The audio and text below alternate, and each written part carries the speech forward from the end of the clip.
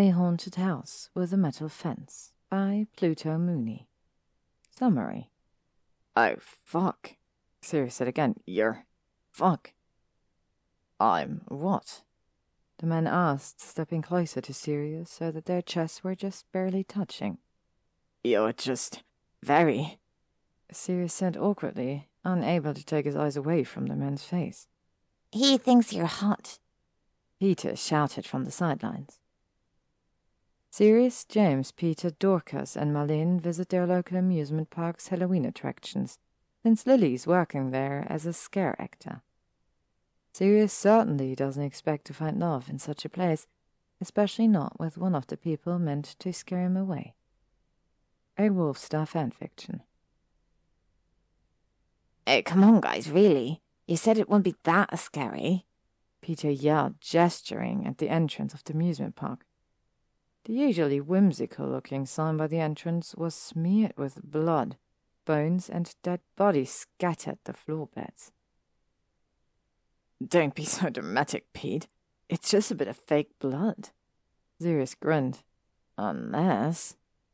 Peter sneered at him jokingly before James ran up behind him, causing his friend to nearly stumble over his own feet, squealing like a girl. The other friends they were with laughed alongside Peter, who admittedly did think the whole ordeal was funny after catching his breath. Sirius, James, Peter, Dorcas, and Marlene had all decided to attend their local amusement park's Halloween Fright Fest this year in support of their friend and James' girlfriend Lily, who was working as a scare actor that year. After buying their tickets at the front gate and heading inside, scare actors began to roam the streets of the park as the sun finally met the horizon. They decided to go on a few roller coasters to warm themselves up to the idea of a haunted house, which had been entirely Peter's idea. The rest of the group didn't mind it so much. They'd just gotten off of the largest coaster in the park when James finally spotted Lily, her clothes torn just like her skin, blood gushing out of a prosthetic on her face that ran down her neck, staining the dress she wore with crimson. Her teeth were sharp, and her calming green eyes were covered with contacts, making her irises appear to be haunting icy blue. "Hello, beautiful," James said, smirking. Lily scoffed. "Darling, I'm covered in blood." "So?" "There's literally skin hanging off my face." Peter held back a gag. That's all right. If it falls off, just let me know. I'll hold on to it for you until you can put it back on later." "You're disgusting," Lily replied, smiling at him. Sirius groaned internally and pulled on Peter's arm. "Let's go get churros. I can't watch this anymore." Thank God, Lily's beautiful and all, but looking at her just now made me feel nauseous, Peter said. "Don't tell James I said that." When they got to the churros stand, Sirius ordered their churros, buying an extra 2 for Dorcas and Marlene, only to realize they'd disappeared somewhere, probably kissing behind another vendor. Wasn't like it hadn't happened before. So he and Peter sat on the sidelines and ate 4 churros, watching Lily and James flirt from several feet away. It was moments like these that really made Sirius wish he wasn't single. Of course, he loved his independent lifestyle and he was busy with school anyway, so there wasn't much time for a boyfriend, but he certainly wasn't against the idea. Thinking about all this and wallowing in self-pity caused Sirius to zone out pretty heavily, so when a scare actor walked up to him, or rather slid up to him, it startled him so much that he felt his bones nearly jump out of his skin. "Oh, fuck!" he yelled, almost dropping his churro. The actor stood above him, looming with a face covered in black and white clown makeup. He was tall and lean and smirking at Sirius, his gloved hand folded over the back tie knotted around his neck. Although he was skinny, the shirt he wore was tight on him, showing off broad shoulders and strong arms. Sirius felt lightheaded. "Oh, fuck," Sirius said again. "You're fuck." What?" the man asked, stepping closer to Sirius so that their chests were just barely touching. "You're just very..." Sirius said awkwardly, unable to take his eyes away from the man's face. He thinks you're hot. Peter shouted from the sidelines. Yeah, Sirius agreed breathlessly. Thanks, the man replied. I get that a lot. Sirius' face felt like it was on fire, and he knew that if the sun was up, it would have given him away completely. Well, if his awkward flirting didn't do that already. What the hell was that? Peter asked, pointing between Sirius and the spot where the man had just been. What? That weird, awkward flirting thing? You never get like that, even with really hot people. He is really hot people, Sirius argued. You don't know that. His face is covered in makeup. He had kind eyes. Sirius sighed. Oh shit, wait, where did he go? I don't know, mate. He was just here a second ago. Sirius' eyes glazed over the crowd, looking for the tall, handsome man, but the only thing he found was James Potter walking towards him with a look of urgency. Let's go to the houses now. Lily gave us all free tickets to the best ones, he said, holding up the tickets. What are you looking for? Sirius met a hot scarecrow actor, and now he has a crush. Peter said, his words muffled slightly by the chew in his mouth. I do not have a crush. That's something somebody who has a crush would say. James smiled. What did he look like? Maybe Lily knows him and can give you his number. James, I don't know. Oh, come on. You never like anyone. Please let me help and play matchmaker. Sirius sighed. He was really tall and had black and white clown makeup. He was also wearing a white shirt with a black tie. And he had kind eyes, Peter added. Let's just go find Marlene and Dorcas and go to the haunted houses. Sirius groaned, James and Peter laughing behind him as he walked quickly. After finally finding Dorcas and Marlene, the group made their way into the first haunted house. There were 3 Lily had given them tickets for, one with an insane asylum theme, another with a zombie theme, and the final one with a haunted mansion theme. The first 2 went well, and Lily even made an appearance in the zombie one, scaring her boyfriend at the house's exit. Sirius had even taken a video of it, which was definitely his new favorite video of James and something he'd be putting on his best friend's birthday post. When he got to the final house, however, something about it didn't feel right to Sirius. He loved all things Halloween, especially haunted houses, because they got his adrenaline pumping. It was fun, exhilarating even, but as he entered the house, a strange sense of dread fell over him. When they entered the house, they were split in half, the 2 girls going into one room while the 3 boys went into another. They were guided through various rooms by a theatrical tour guide with a wicked smile and wide eyes. In the 3rd room, they were introduced to another scare actor, bride who died the year of her wedding after jumping to her death off a bridge when her husband stood her up at the altar. Now, which one of you would like to be my husband? Forever? She asked, licking the fake blood off her lips. Sorry, ma'am, I've already got a lady, James said, playing along. I mean, I'm gay, but if that's not a problem for you, I'll be your husband. Sirius laughed, not really thinking anything of his decision.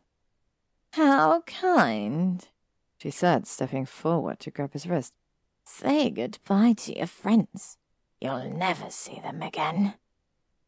Bye, guys, he said, waving as he was brought into another room by himself. The room was dark and cold, and he watched as it got even darker when the door behind them shut. So, now what? I'm going to chain you to the floor, and you're going to be my husband forever.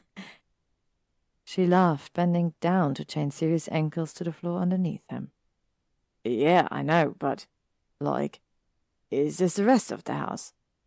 She didn't respond. Some of you guys are really in character, he mumbled, watching as she fastened the chains. Suddenly she stopped, smiled at him, and showed off her sharp fake teeth. Bye now, sweetheart, she said before walking out another door on the other side of the room, presumably the exit. After a minute or so of being alone in the dark room, the whole scenario didn't seem as funny as it once was. What the fuck? He said out loud to himself. Well, this is boring. It's not even scary. I'm just alone in the dark. Sighed loudly and tried to step forward to release himself to the chains around his legs, but they wouldn't budge. He bent down, trying to feel around to where the latch on them, but it was too dark to see what he was doing. He knew the chains weren't real, and that there was some sort of safety latch that could release him, but if he couldn't find the latch, there wasn't much he could do. Fuck, he said to himself, eyes darting around the room wildly. Give him his phone to Lily after the last house, because she wanted to see the video he'd taken, and they'd rushed so quickly to the next house that he never got it back. What the fuck am I supposed to do now? Suddenly, sounds of moaning and banging started getting louder and louder. Probably another scare actor from another room, followed by the sound of screams. The sound probably would have made Sirius laugh a few moments prior, but now it just filled him with anxiety. The whole scenario reminded Sirius far too much of his childhood. From hiding in his bedroom when his parents fought, loud thoughts and yells echoing behind the walls, to being forced into a locked, dark room as punishment all by himself for hours on end. Sirius hardly thought about those dreadful memories anymore, but it was hard not to while all alone with his thoughts. I have to get the fuck out of here, he said to himself, scrambling with the chains as he got more and more desperate. He felt tears of frustration well up in his eyes and tried to yell out for help, but he found that no sound could escape when he opened his mouth. His chest moved rapidly with the breaths he took, as the seconds that went by felt like hours. After a few more moments of trying, finally he was able to find a latch. He unraveled the chains from his legs quickly with shaking hands as he nearly ran head first into the exit door. He didn't even bother with the final room of the haunted house, racing through it until he made it back outside. Crisp air hit his lungs like a punch as he breathed in and out heavily, trying to get his head in check. Looked around for any sign of his friends and found none, making his anxiety skyrocket even more. He walked quickly to the nearest curb, an outskirt of the amusement park lined with a metal fence, and sat down, wrapping his arms around his legs. He sat with his head in his knees, trying to regulate his breathing for what felt like forever before he was startled by someone putting their hand on his shin. Sorry, I didn't mean to scare you. I mean, at least not this time, the man said with a sheepish smile. You all right? Sirius groaned. Of course, it just had to be the guy from earlier. I feel like God is punishing me. Why is that? Because you're beautiful and I probably look like an idiot right now. Sirius rubbed at his eyes roughly, getting rid of the last anxious tear tracks on his face before putting his head on his knees once more. I don't think you look like an idiot. It was kind of idiotic of you not to just call for help, though, the man said. We always have people on standby outside of the walls of all the houses. People have panic attacks or feel sick suddenly from this kind of stuff all the time. Well, it's a little late for that now, isn't it? Sirius replied. Where are your friends? The man asked, now moving to sit next to Sirius on the curb. I think they're still in the house. Not sure where Lily is, though. I would text them, but she has my phone. Lily Evans? Yeah, she's my best mate's girlfriend, so we came to see her tonight. I have her number from our group chat. I can text her if you'd like. Sirius nodded. Please. So, the man started after putting his phone back in his pocket. What got you in there? I volunteered to be the dead wife's husband, and I didn't realize that would mean being trapped alone and in the dark for an arbitrary amount of time. Shit, did Mary forget to let you out? She's only supposed to leave gas in there for like 2 minutes maximum. She did that to some other guy yesterday, too. He was in there for like 10 minutes, I think. Was he all right? Oh, yeah, he was fine. He was some theatre kid, so when Mary realized she forgot about him, she walked in on him rehearsing his audition for Rent. Wow, you're making me feel so much better, Sirius said, shaking his hands out in front of him in an attempt to lessen their shaking. Are you cold? No, just anxious. Sirius laughed awkwardly. Traumatic childhood, minor claustrophobia. It is what it is. The man hesitated for a moment. Hey, I didn't get your name. Sirius! Lily shouted, holding his phone in the air as she rounded the corner of the haunted house. I'm so sorry, I didn't mean to. Hey, are you all right? Yeah, Sirius said, standing up and shaking out his limbs again. Just, you know. Lily nodded and rubbed over Sirius' arms warmly, trying not to get blood on him. Well, James and Peter just got in line for another roller coaster. They're talking to Kind Eyes over here, and they didn't want to disturb you. You think I have kind eyes? The man asked, smiling again. You definitely do, Lily added. Text me when you're done here, and we can go back to the flat. I think James and Peter are good to leave after this last coaster. Sirius nodded and watched as she walked away, getting back into character as she limped slightly, staring at customers with a possessed sort of smile. I'm sorry. Sirius sighed. No, you're serious, the man replied. And I'm Remus. Hi, Sirius said, feeling a bit dazed as a result of the anxiety, adrenaline, and something akin to infatuation all mixing in his bloodstream. How do you know my name? I looked into your eyes and I just knew. He shrugged. Sirius blushed. Lily said your name earlier. Oh, right, Sirius replied, still blushing. Duh, obviously. Do you want to go out sometime? Remus asked. Yes. Sirius replied eagerly and probably a little too quickly for his own good. Cool, Remus said. I can get your number from Lily then? Yeah, Sirius said, smiling giddily. I should probably go, since I'm still on the clock. Yeah, probably, Sirius sighed. Or we could go write something together. You're allowed to do that on the clock. Remus shrugged. It's Halloween night anyway. What are you gonna do? Fire me? Sirius smiled, looking into Remus' eyes. He was glad he wasn't forced to wear contacts to hide his hazel-green irises, their warmth making his anxiety fade as quickly as it came on. Lead the way, Sirius replied and felt Remus' gloved hand take his own. The end.